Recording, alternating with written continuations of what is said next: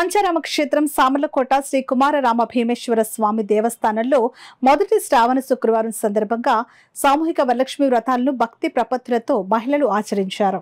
కాకినాడ జిల్లా పంచారామ క్షేత్రం సామర్లకోట శ్రీ కుమారరామ భీమేశ్వర స్వామి వారి దేవస్థానంలో శ్రావణ మాసం సందర్భంగా మొదటి శుక్రవారం సామూహిక వరలక్ష్మి వ్రతాలలో భాగంగా 500 మంది మహిళలు సామూహిక వరలక్ష్మి వ్రతం చేసుకున్నారు.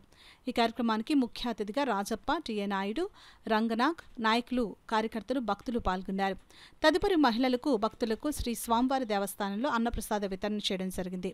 సామర్లకోట పట్టణంలో సామర్లకోట కాకినాడ కెనాల్ రోడ్లో బ్రిడ్జి కింద గల శ్రీ స్వామివారి దేవస్థానానికి వెళ్ళు ఐరన్ బ్రిడ్జ్ వద్ద సామర్లకోట వాస్తవ్యులు దాత అయిన అంజనీ కుమార్ వారిచే నిర్మించ తలపెట్టిన APSRTC request stop bus shelter కు పెద్దాపురం నియోజకవర్గం శాసనసభ్యులు నిమ్మకాయల రాజప్ప కొబ్బరికాయ కొట్టి పని ప్రారంభించారు.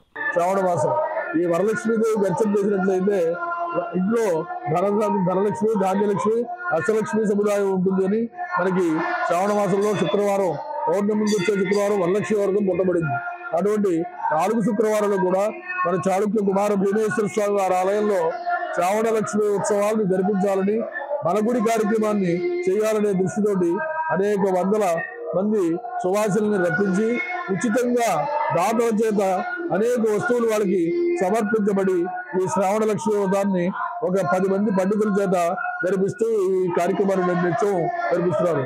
దీనికి కొబ్బరికాయల దాతలు, పుష్పాల దాతలు, అన్ని ఇచ్చేటువంటి దాతలు ఉన్నారు.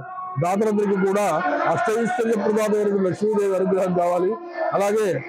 నిత్యాన్నదాన పథకంలో వీళ్ళందరూ భోజనం చేసి పెడతారు. ఆ భోజనం ప్రసాదం కూడా తీసుకున్న తర్వాత వాళ్ళు ఇళ్లకు వెళ్ళి ఈ శ్రావణ లక్ష్మి వ్రతాన్ని ఏటా జరిపించుకుంటూ ఉన్నారు. ఒకటో వారం అవుతోంది, ఇప్పుడు 3వ వారం జరుగుతుంది.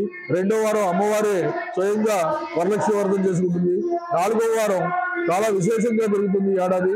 ఆ 4వ వారానికి కూడా వచ్చి భక్తులందరూ కూడా ఈ వ్రతాన్ని శ్రద్ధగా జరుపుకుని ఈ లక్ష్మీనారాయణ అనుగ్రహం పొందాలని, బాలాద్రి కుమార భీమేశ్వర స్వామి వారు వాళ్ళందరినీ కూడా ఎల్లవేళ రక్షించాలని కోరుతున్నాం.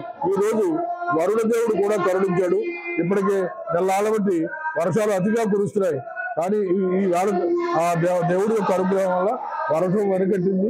చక్కగా జరుగుతున్నాయి కార్యక్రమాలు. అత్యంత వైభవంగా జరిపించుకోవాల్సిందిగా కోరుతున్నాం.